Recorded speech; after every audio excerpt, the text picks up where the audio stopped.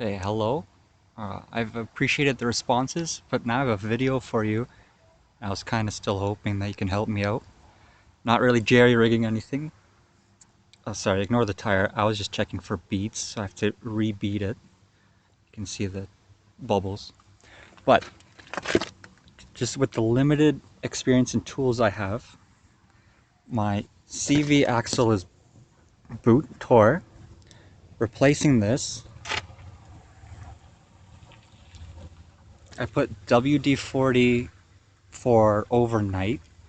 To try to break the rust a little bit for the lower ball joint, I think it's called, with the control arm. The problem is I have a 21 millimeter socket. I do not have a 21 millimeter wrench. 19 is my biggest.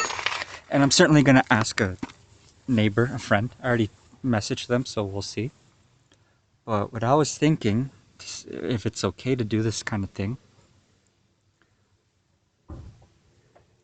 if I grind my shaft in half here, because I'm replacing the whole thing, I would be able to remove my axle nut, hammer out the outer boot, regularly crowbar wrench thing by the transmission box, pull out the other half of my inner boot. But to install the second one, obviously this is a problem.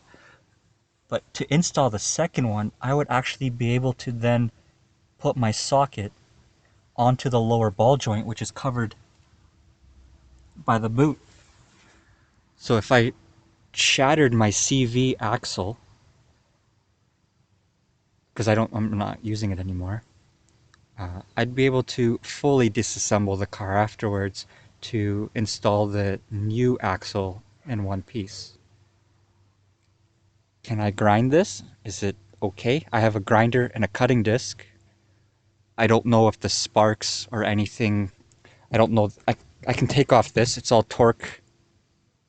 I think they're called Torx. Torx screws, which I have a set of at the top row. So I can take off this whole fender for extra room to cut that.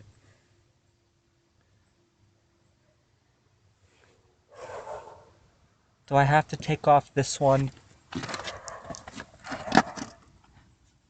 And I think it's called the tie rod, if I've got my names right.